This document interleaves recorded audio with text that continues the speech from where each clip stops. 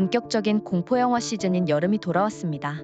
제가 다니는 청년부에서도 오컬트 영화를 즐겨보는 친구들이 많은데요. 저는 원래 공포 영화를 잘 못 보기도 하고 크리스천으로서 마음의 찔림이 있어서 오컬트 문화를 소비하지 않는 편입니다. 그래서 친구들에게 걔 오바야 라며 타박을 받기도 하는데요. 제가 공동체 교제를 위해서 찔림에도 불구하고 오컬트 영화를 봐야 할까요?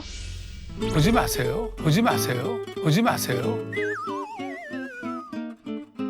사실 뭐 보는 거 뭐라고 할 수는 없습니다. 그런 종류를 즐기는 사람도 많으니까. 근데 이게 좀 가볍게 좀 얘기하면 제가 한 번은 놀이공원에 갔어요, 예전에. 근데 우리 때는 바이킹 같은 거 탔어요. 근데 바이킹을 한 번 탔다가 제가 죽을 뻔했습니다. 멀미하고 토하고 속이 울렁거리고.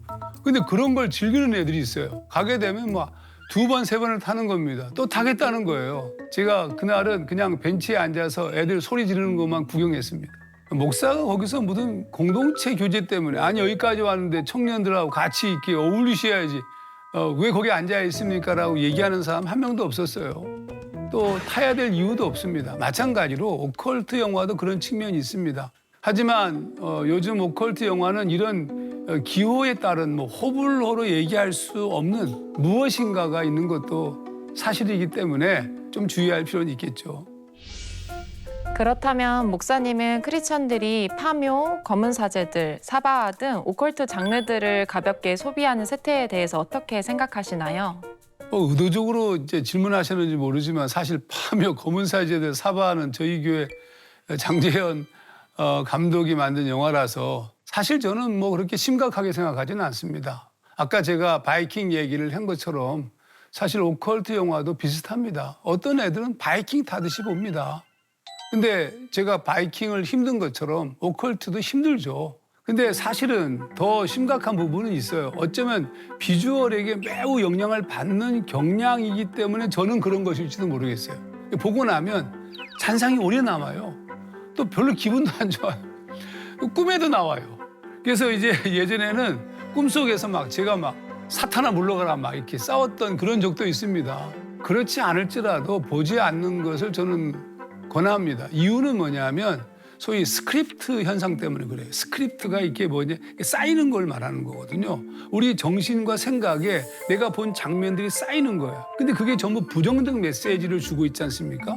그 부정적 메시지가 쌓이면 우리의 정신에 부정적 영향을 끼치거든요. 그래서 굳이 권하는 것을 보는 것을 권하고 싶지는 않습니다. 물론 이렇게 하면 아니 너무 문화를 적대적으로 대하는 것이 아닙니까? 이렇게 말할지도 모르겠지만 사실은 오컬트 영화 얘기라서 그렇게 말한 건 아닙니다.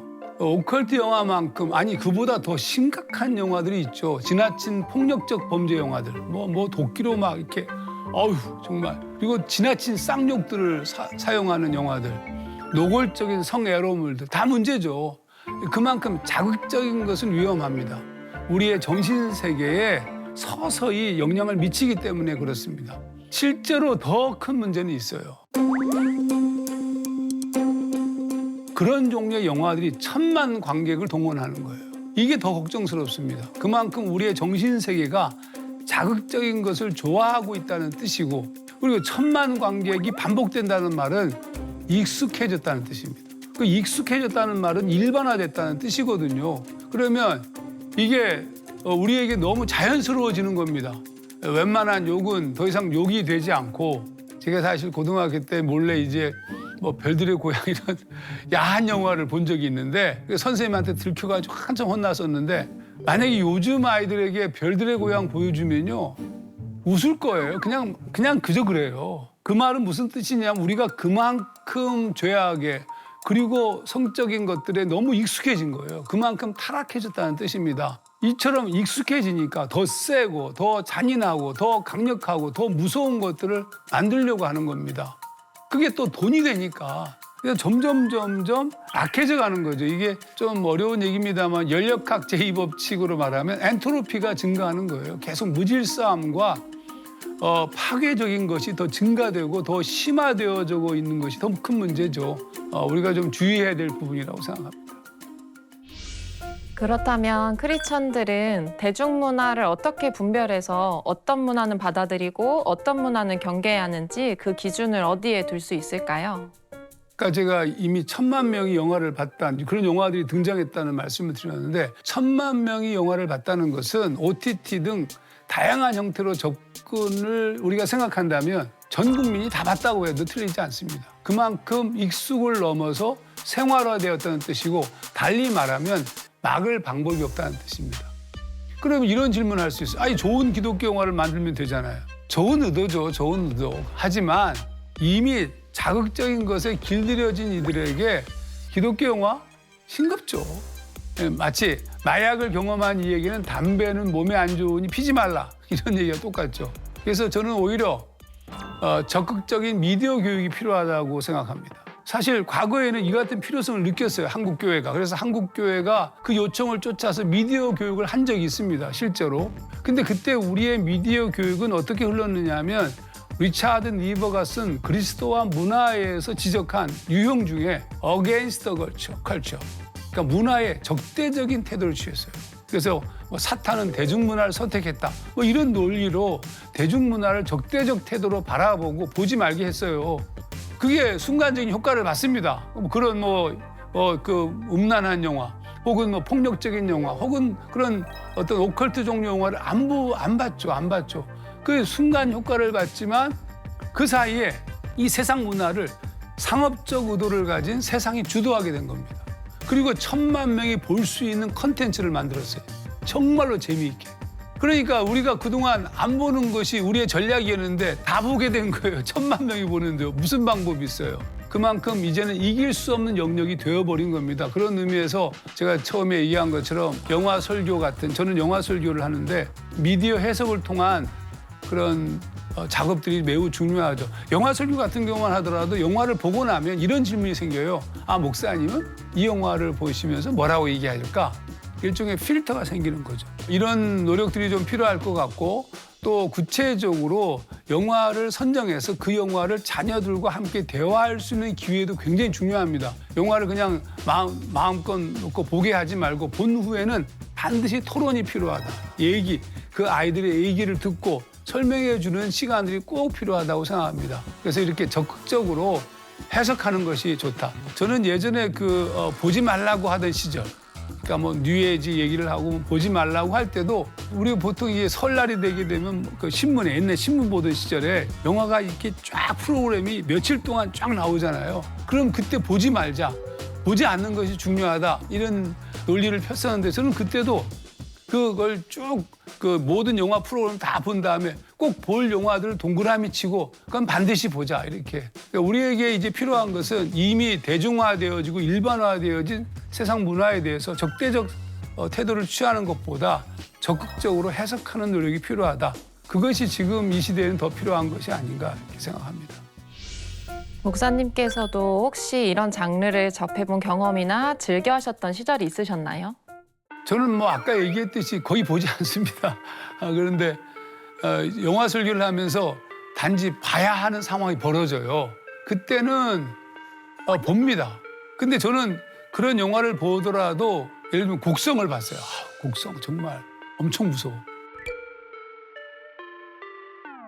근데 저는 별로 영향을 받지 않습니다. 이유는 뭐냐면 그 영화를 볼 때도 저는 설교를 하기 위해서 그걸 어떻게 해석할 것인가에 대한 관심을 갖고 있기 때문에 끊임없이 노트를 들고 영화를 보면서도 계속 쓰고 분석을 해요. 그러니까 해석하고 정리하며 보기 때문에 정신을 차렸다는 뜻이에요. 그러니까 그 영화가 주는 일방적 메시지에 내가 감염되지 않고 또 지나치게 무서운 장면이 나오면 이런 식으로 이렇게 봅니다.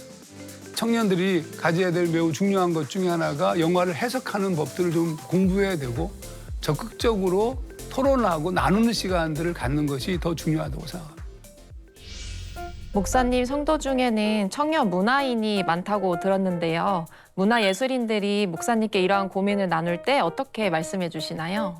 솔직히 저는 뭐 예를 들면 장재현 그 감독 같은 경우에 나 이런 영화 안 만들었으면 좋겠다 이렇게 얘기합니다. 하지만 저는 잘 만든다고 생각해요. 오히려 장재현 감독이 우리 교회 집사인데 대학 시절부터 저희 교회를 다녔고 바른 생각을 지닌 친구예요. 근데 오컬트 영화를 만들었는데 아니 항의를 많이 받았어요. 어떻게 집사가 그런 영화를 만들었는데 목사가 그거를 집사 직분을 줍니까? 이렇게 항의하는 분도 계셨습니다.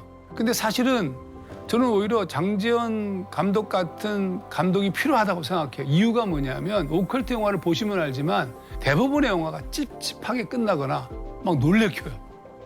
근데 장지현 감독의 영화는 해피엔딩으로 끝납니다. 예를 하나 들어볼게요. 처음 만든 장편 영화가 검은 사제들인데 그게 이제 소위 동아시아를 지배하는 강력한 귀신을 제어하는 얘기거든요. 그래서 돼지 새끼한테 집어넣어가지고 한강에 던지는 것이 영화의 마지막 장면입니다. 굉장히 유머러스하잖아요. 그 강력한 세력을 아직 성인 돼지도 아니고 돼지 새끼에다 집어넣고 던져서 소멸시킨다? 이건 성경에 있는 거라사 광인의 얘기를 차용해 온 거예요.